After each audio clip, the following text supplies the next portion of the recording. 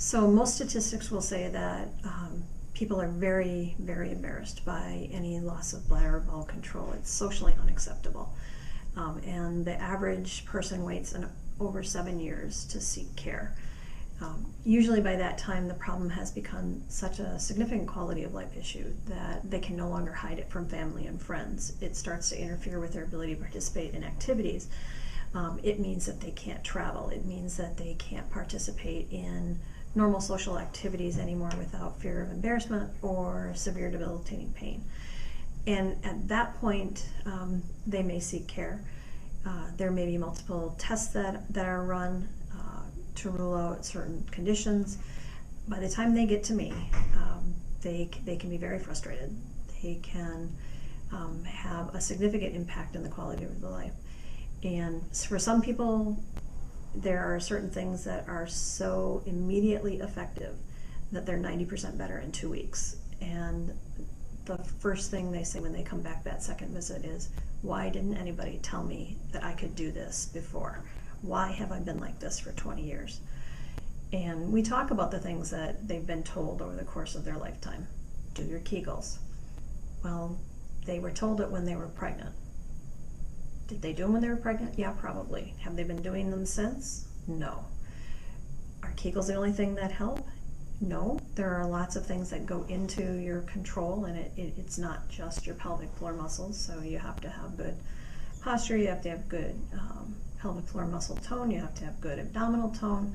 You need to be able to use your muscles correctly so that you're able to actually contract the pelvic floor and not push, because a lot of people are doing those exercises incorrectly.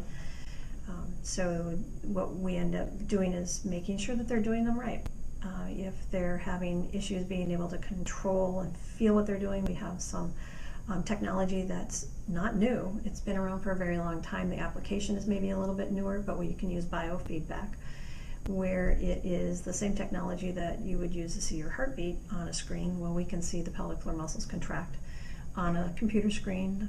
When you're watching it, you can make that connection. This is my body and this is what I'm doing, or wow, I'm really doing it wrong. Look at how much I'm using my abdominals. I'm actually pushing.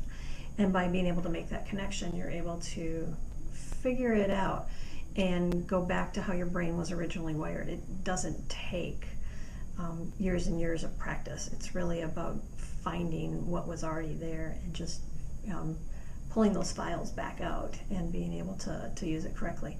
So we'll move from that very intense one-on-one, this is what I want you to do, can you tell what you're doing, to, okay, now how do we use it in real life? When you're bending over to pick up your child, how do you make sure that you're protecting your pelvic floor, protecting your back, using your abdominals correctly so that you don't have leakage? How do you use those muscles in order to control bowel and bladder urges? How do you make sure that you have good flexibility, good strength, so that when you're standing on your feet all day long, you don't have pain?